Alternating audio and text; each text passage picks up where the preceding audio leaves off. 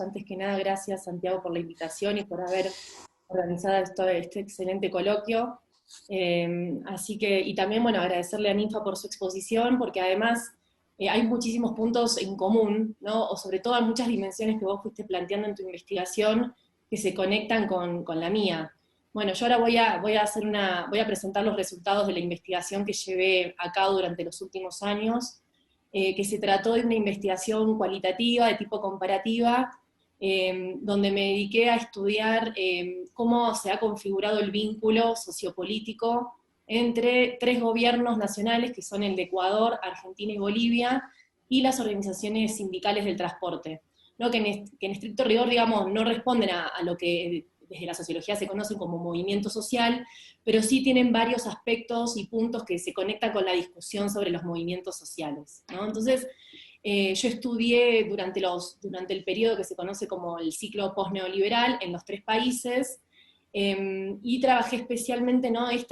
Cómo se ha gestado la relación entre las organizaciones del transporte, los gremios del transporte, los gobiernos y el Estado, ¿no? Y los estados a nivel nacional. Y una de las cuestiones, digamos, donde presté mayor atención fue a partir de la categoría de representación política, ¿no? A partir de entender la representación política como una práctica que se puede incluso hasta conceptualizar como una interfase socioestatal, ¿no? Partiendo de esta idea de que no es posible entender la dinámica de la acción colectiva, de las organizaciones sociales, de los movimientos sociales, si no involucramos un aspecto relacional con el Estado y con el sistema político, ¿no? Y a la inversa, es imposible, digamos, comprender incluso teóricamente al Estado si no involucramos un aspecto relacional con lo que acontece a nivel de la sociedad o de la sociedad civil. Entonces, yo en mi investigación partí de una perspectiva relacional, en la que me focalicé, me concentré en tres casos, que son, ¿no?, los gremios del transporte terrestre exclusivamente, pero no tanto para dar cuenta de aspectos sobre el sindicalismo en estos tres países latinoamericanos, sino para dar cuenta precisamente de los vínculos socioestatales y el lugar que ha ocupado el Estado, especialmente en su, digamos, rol como configurador de la representación política, ¿no? Voy a contextualizar un poco y a explicarnos por qué me detuve en analizar estos sindicatos de transporte, ¿no?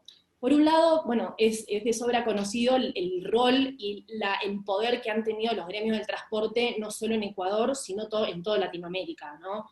En todas las coyunturas así conflictivas, en todo lo que fueron, digamos, insurrecciones populares, incluso hasta en golpes de Estado, estamos pensando en los años 70, 80, los gremios del transporte terrestre siempre tuvieron una injerencia importante, ¿sí? Después voy a hacer algunos más detalles para el caso especialmente de Ecuador, que es el que quiero presentar ahora, porque por una cuestión de tiempo no voy a poder presentar, digamos, los tres casos, Argentina, Bolivia y Ecuador, y me gustaría más concentrarme en el caso ecuatoriano, ¿no? Pero en toda Latinoamérica siempre los gremios del transporte han tenido, digamos, un rol muy importante y se han instituido como grupos de presión, ¿sí? Como grupos de interés y grupos de presión con una capacidad muy fuerte de veto, es decir, para, digamos, bloquear decisiones públicas, políticas públicas, o incluso promover determinadas políticas públicas que los favorezcan, ¿no?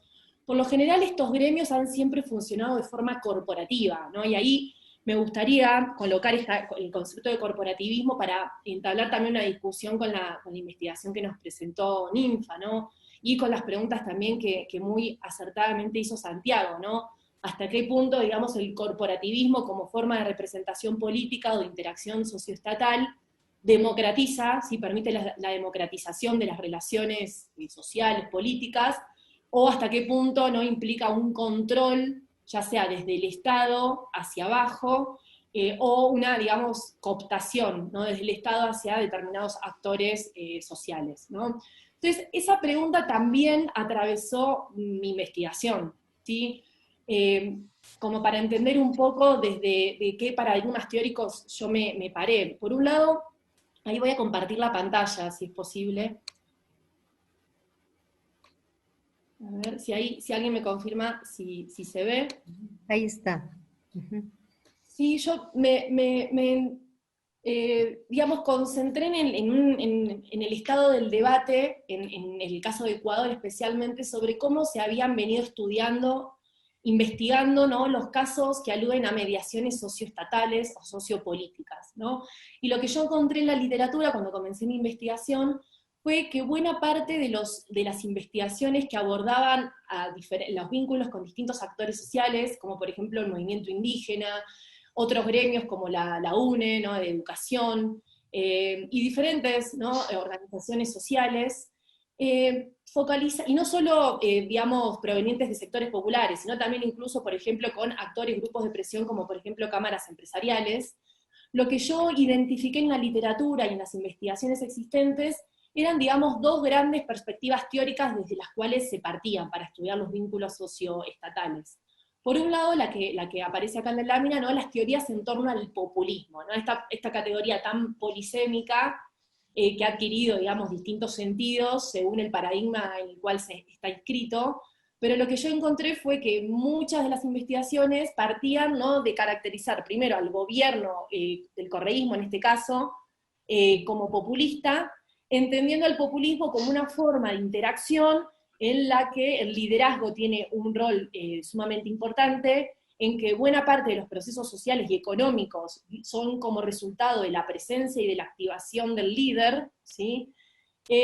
Donde también se encuentra una ausencia de mecanismos de intermediación, es decir, buena parte de estas teorías o de estos enfoques que retoman al populismo sostienen que los gobiernos populistas, como por ejemplo el de Ecuador con Rafael Correa, o el de Argentina con el kirchnerismo, o el de Evo Morales en Bolivia, anularon todo tipo de vínculos, digamos, de formas de interactuar con las organizaciones sociales para establecer vínculos directos, es decir, entre el líder y las organizaciones sociales, cortocircuitando, cortando, digamos, otros mecanismos y espacios de vinculación entre Estado y sociedad.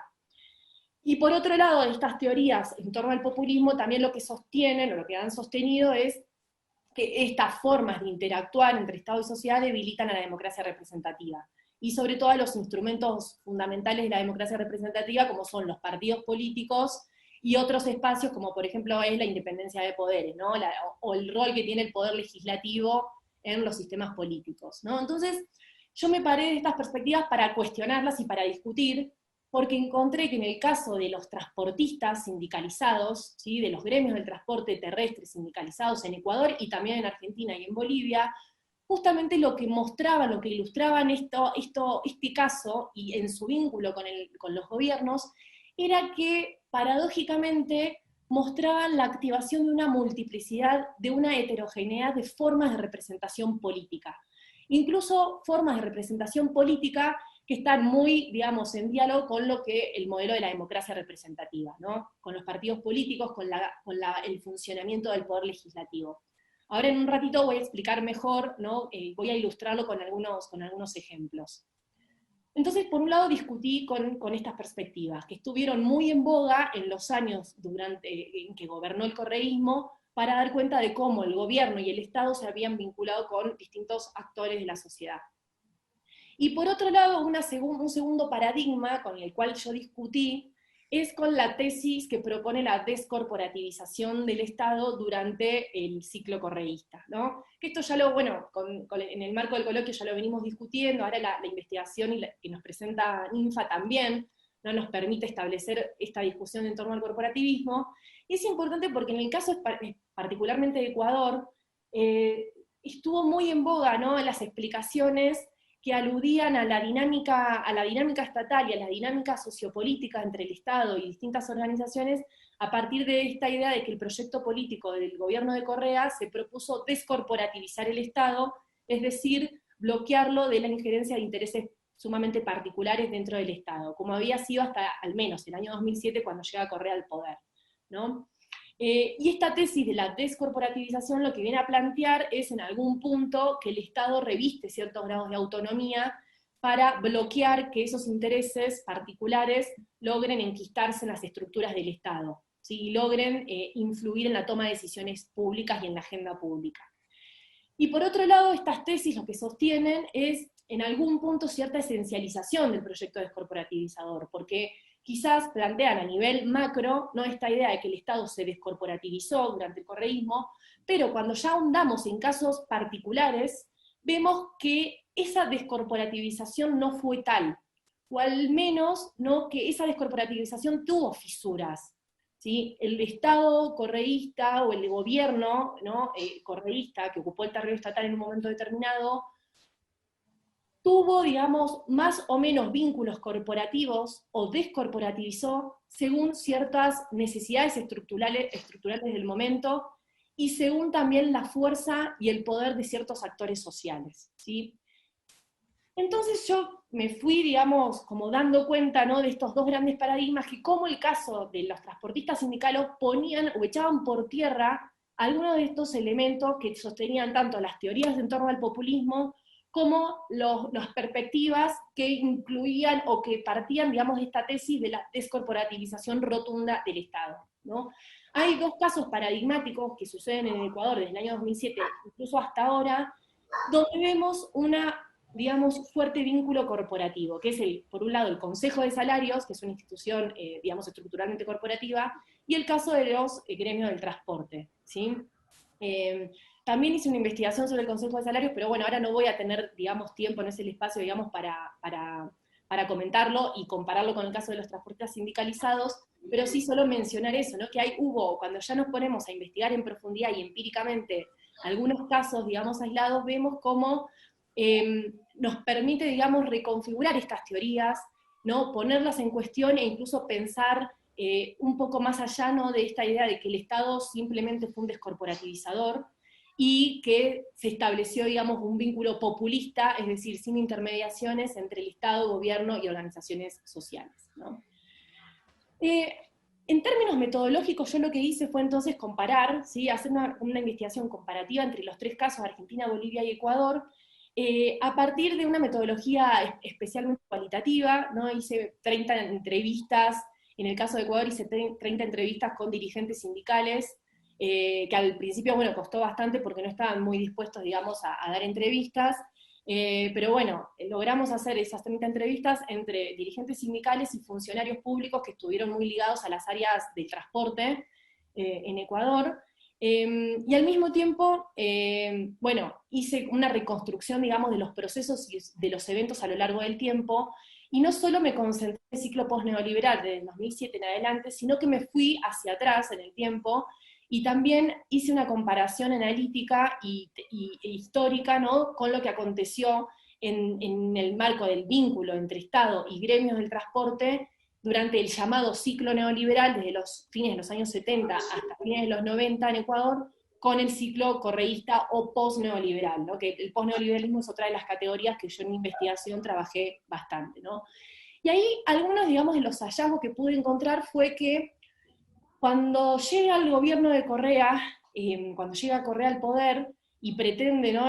impulsar esta descorporativización del Estado, lo que se encuentra es con ciertas, digamos, lo que llamamos desde la sociología política herencias institucionales, o lo que Bob Gisop, un sociólogo británico que ha trabajado mucho sobre el Estado y que yo también incorporé en mi investigación, ha llamado como selectividades estratégicas del Estado. Es decir, ciertos patrones de vinculación sociopolítica, ciertas matrices ideológicas, ciertos modelos de desarrollo que se incrustan en el Estado y que generan legados, ¿sí? en el Estado. Entonces, esto quiere decir que cuando llega un gobierno a ocupar el terreno estatal, no es que por su sola voluntad o por los intereses del proyecto político en un momento determinado pueden modificar a diestra y siniestra esos legados que se incrustan en el Estado, ¿no? ¿Y a qué voy con esto? Cuando llega Correa al poder, lo que se encuentra en lo que concierne al ámbito del transporte, ¿sí? es que hay una fuerte corporativización. Es decir, y por corporativismo voy a hacer una definición muy breve, ¿no? Entiendo, siguiendo a varios autores de la ciencia política, como la participación de organizaciones sociales o grupos de presión, no solo organizaciones sociales populares, sino pueden ser también cámaras empresariales, una participación directa en las estructuras del Estado, ya sea asumiendo cargos públicos u ocupando espacios en los que se puede influir para implementar ciertas decisiones públicas, ¿no? En el caso de Ecuador, en el año 2007, todo lo que es el ámbito del transporte público, y por supuesto muchos ámbitos más, como ustedes saben, estaban corporativizados, ¿no? En el caso del transporte teníamos el órgano rector que regulaba la cuestión del transporte, era el Consejo Nacional de Transporte Terrestre, que estaba ocupado directamente por dirigentes sindicales del transporte. Yo recién me di cuenta de que Y eso, hay algunos micrófonos encendidos, creo. Y eso había sido el resultado de ciertas negociaciones que distintos gobiernos durante el ciclo neoliberal, y por último el gobierno de Lucio Gutiérrez, había negociado con los gremios del transporte, ¿no? Los días previos a que caiga Lucio Gutiérrez, en el marco de las protestas, de los forajidos, ¿no? Lo que se conoció como, bueno, las protestas de la insurrección de abril, lo que aconteció fue que el gobierno de Lucio Gutiérrez logra tener el apoyo de los gremios del transporte que operan como una fuerza de choque contra los diferentes sectores que se estaban movilizando, sobre todo en la capital de Ecuador. A cambio, ¿qué reciben los gremios del transporte? ¿Sí? A cambio de ser, por ser una fuerza de choque contra las movilizaciones sociales que estaban aconteciendo y que derivaron en la caída de Gutiérrez, los gremios del transporte logran que el Estado, o mejor dicho, que el gobierno de Lucio Gutiérrez cree un organismo especial para regular el transporte que sea controlado directamente por los transportistas.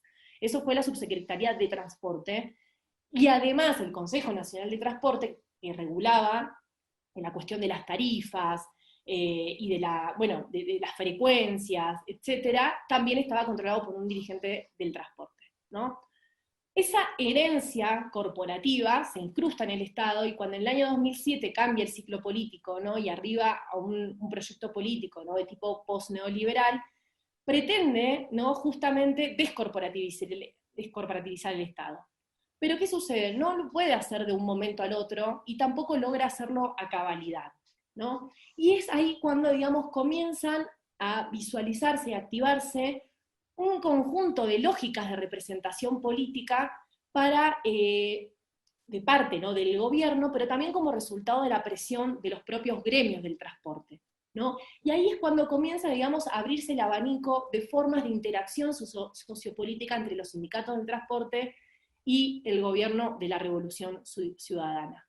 Una de las primeras medidas que toma el gobierno de la Revolución Ciudadana es la creación de un Ministerio de Transporte que antes no existía. Solo existía la Subsecretaría de Transporte como parte del Ministerio de Gobierno a cargo de los dirigentes del transporte, ¿no? Entonces el gobierno de Correa lo que hace es crear un Ministerio de Transporte Público, que era una demanda de las organizaciones gremiales, pero siempre con la condición de que no sea controlado por un dirigente del transporte. De hecho, desde el año 2007, que se crea el Ministerio de Transporte, hasta que finaliza el gobierno de Correa, en ningún momento el ministerio estuvo ocupado por dirigentes del transporte, ¿no? Ni el cargo superior de ministro, ni subsecretarías, ni direcciones, ¿sí? Perdóname, Soledad, no pasa la lámina, no sé si estás pasando la lámina o si no. Sí, no, gracias por avisarme. Ahí está, ¿sí? Acá lo que vemos en esta lámina es el conjunto de lógicas de representación política que se activaron durante el gobierno de la Revolución Ciudadana para interactuar con los gremios del transporte. Ahora, finalizo con esta idea y voy a detenerme en esta tipología que armé como resultado de la investigación, ¿no?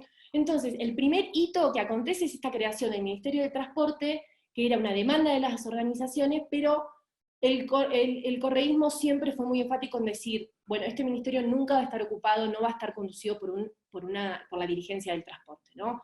Como que eso estaba muy claro desde los inicios, e incluso a partir del trabajo de campo que yo hice, de las entrevistas que pude hacer a distintos funcionarios públicos en ese momento, muchos sostenían esta claridad que tenía Rafael Correa de que la suerte del gobierno de Correa, incluso esa frase yo creo que la coloqué en el texto que les compartí, ¿no? El destino, la suerte del gobierno de Rafael Correa estaba atada a la suerte de la relación con los gremios del transporte, de cómo podía gestionar el gobierno la relación con los transportistas, ¿no? Que, como yo les decía, siempre históricamente en Ecuador fueron un grupo de presión sumamente importante, y que en términos económicos, para el año 2007, era el cuarto sector que aportaba al PIB, ¿no? Para que tengamos en cuenta el lugar estructural importante que tenían el transporte público en el modelo de desarrollo ecuatoriano, ¿no? Entonces, tanto por su dimensión económica como por su dimensión política, los gremios del transporte llegaron al año 2007 con una muy fuerte capacidad de veto. y de eso era consciente, ¿no? Los funcionarios públicos que ocupaban el gobierno de Correa, incluso el propio presidente Correa era muy consciente de eso, ¿no? Entonces, comienzan, digamos, a establecerse distintos tipos de vínculos. Por un lado, esto que les decía, ¿no? Hay una muy fuerte descorporativización en ese sentido, de evitar que el Ministerio de Transporte esté ocupado por la dirigencia gremial. Ahora bien, ¿qué sucedió para que los gremios del transporte aceptaran, ¿no? este tipo de vínculo y aceptaran sin más esta descorporativización? Bueno, si nosotros nos detenemos en otros niveles de análisis, como es, por ejemplo, qué sucedió con la gestión pública del transporte público, cómo se gestionó desde el Estado la cuestión del transporte, ahí vemos que empiezan, digamos, a haber ciertos elementos que nos dan la pauta para entender cómo se fue dando esta relación, yo diría bastante armónica, ¿no? En el sentido de que durante 10 años el gobierno de Correa nunca tuvo que enfrentarse a un paro nacional de los transportistas, con lo cual fue un hecho inédito en la historia ecuatoriana, ¿sí? En la historia ecuatoriana ningún gobierno estuvo absento de enfrentarse a paros nacionales de los transportistas. Bueno, fue el caso del correísmo, que no, a lo largo de 10 años no tuvo ningún paro nacional de transportistas, ¿no? Pero a cambio, claro, el gobierno lo que hizo fue implementar una política muy voluminosa en términos del transporte público, en términos de subsidios a los gremios del transporte, y no solo a los gremios del transporte, ¿sí? Porque cuando hablamos de los gremios transportistas, es bastante heterogéneo, es bastante entreverado, porque no solo representan los gremios transportistas, no solo representan a los propios choferes profesionales, los que conducen, por ejemplo, los buses, sino también que representan a pequeños propietarios, y no tan pequeños, que tienen grandes flotas, ¿sí? Pero son propietarios de buses. Entonces es un gremio bastante heterogéneo y complicado a veces de entender, ¿no? Porque se ubican en los sectores populares, pero al mismo tiempo representan a ciertos actores que en términos estructurales sí, no serían, digamos, de las clases dominadas, las clases de trabajadora, etcétera, ¿no? Entonces, el gobierno lo que hace es implementar una política muy voluminosa en términos de subsidios, de exenciones de aranceles, por ejemplo, de importación de llantas, etcétera. Y esa fue la lógica, digamos, en que se vinculó el gobierno con los transportistas durante los primeros 4 años, ¿sí? Entonces, tenemos, ¿no? Que por un lado, la lógica corporativa, ¿sí? Que se señala acá en primer lugar, la lógica corporativa sí se debilitó al principio, en los primeros años, y a cambio, ¿sí?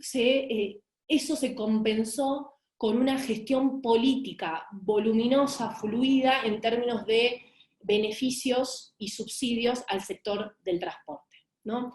Ahora bien, voy a pasar y después retorno a esta lámina.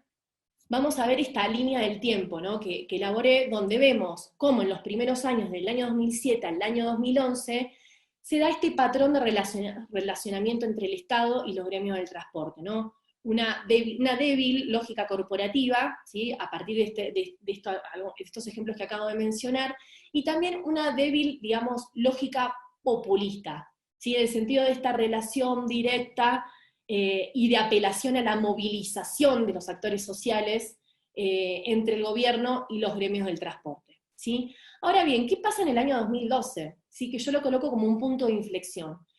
En el año 2012, de cara a las elecciones que se avecinaban en el año 2013, ahí la coalición, el bloque gobernante, avisoraba, digamos, ciertas debilidades en su modo de construcción política, ¿no? Todos ya sabemos, o tenemos al mínimo, un mínimo conocimiento, ¿no? De cómo fue, digamos, la dinámica política a lo largo de los primeros años del proceso post-constituyente en Ecuador, pero en el año 2012 lo que acontece es un, digamos, repliegue, diríamos, un repliegue hegemónico del correísmo sobre su propia fuerza, ¿no? En lugar de ampliarse, de ir incorporando más y más actores, ¿sí? El correísmo se replegó sobre su propia fuerza, y el síntoma de eso fue la cantidad, el aumento de la conflictividad sociopolítica que hubo sobre todo en los últimos años, ¿no? Antes del punto de inflexión, en el año 2010 y en el año 2011. En esos 2 años, bueno, hay varias cifras, por ejemplo, las que releva el CAP, ¿no? Que demuestran cómo la conflictividad sociopolítica aumentó, y en parte se debió a ese aumento de la conflictividad a una, digamos, intervención del Estado muy fuerte en una clave descorporativizadora, de alejarse de las organizaciones sociales, de alejarse de los movimientos sociales, ¿no? Entonces, en el año 2012, de cara a planificar la estrategia política para las elecciones del 2013, lo que sucede en su relación con los gremios del transporte, que por lo bajo venían presionando, ¿no?, para participar dentro del Estado, porque el correísmo los había sacado, no los había sacado del Consejo de Transporte, que luego se transforma en la Agencia Nacional de Transporte hasta el día de hoy, ¿no? Los quita, los saca de ahí, y al mismo tiempo lo que hace el correísmo es aprobar una ley del transporte.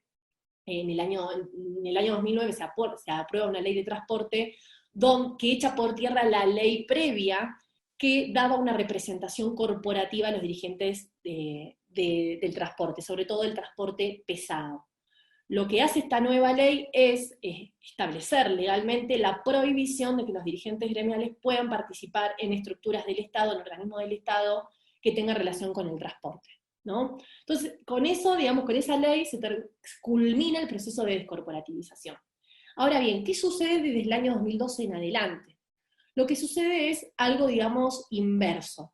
Comienzan, acá se ve, ¿no?, cómo fui colocando, ¿no?, como la lógica populista, la lógica parlamentaria, la lógica partidaria y una lógica corporativa van en aumento. ¿Sí? Acá vemos el signo más, ¿no?, cómo se va intensificando y cómo se van articulando distintas formas de representación política en relación a los gremios del transporte. Voy a poner solamente algunos ejemplos, ¿no?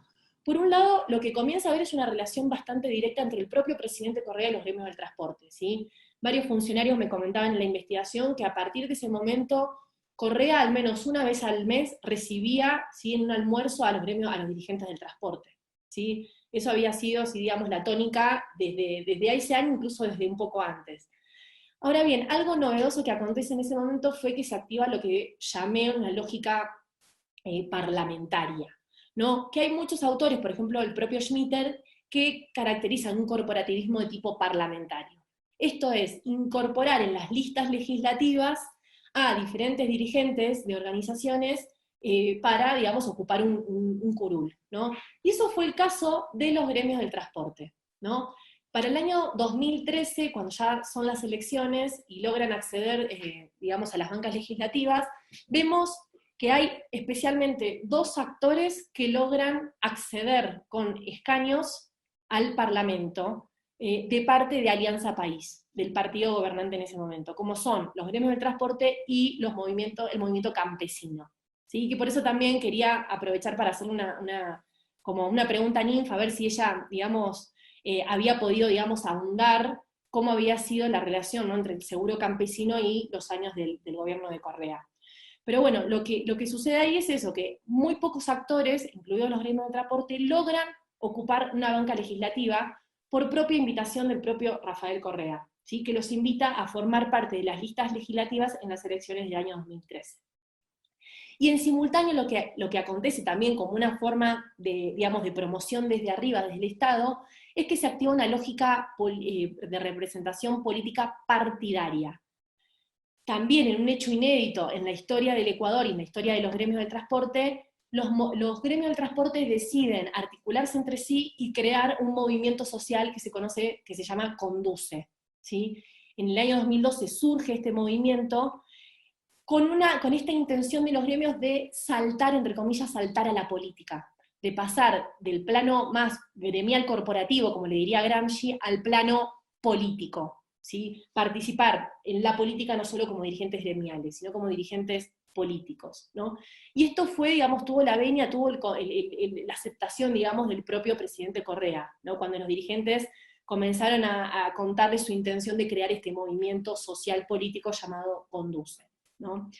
Entonces vemos cómo en los últimos años, ¿no?, mi investigación llegó hasta el año 2016, vemos cómo en los últimos años del gobierno de Rafael Correa se acelera y se diversifican las formas de representación política que se activan desde el Estado para vincularse con los gremios del transporte, ¿no? Entonces, como ya para ir concluyendo, porque no quiero tener muchos minutos más, ¿no?, algunas conclusiones que se derivan de este estudio, de esta investigación. Por un lado, que el Estado, ¿sí?, en cualquier tiempo y espacio tiene que hacer frente, digamos, a los legados institucionales de otros ciclos políticos, ¿no? Y en el caso de Ecuador, desde el año 2007, vemos con mucha claridad cómo si bien el gobierno de Correa pudo descorporativizar, fiel a su espíritu descorporativizador, pudo descorporativizar el ámbito del transporte terrestre, eso tuvo que compensarlo con otro tipo de formas de vinculación sociopolítica, y con ciertos, digamos,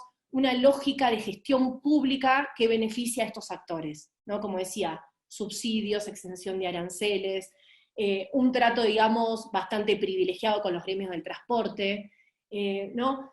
Y al mismo tiempo, esto, digamos, en pos de conservar y de profundizar los lineamientos básicos del proyecto de la Revolución Ciudadana. Tengamos en cuenta que durante 10 años las tarifas del transporte nunca se aumentaron.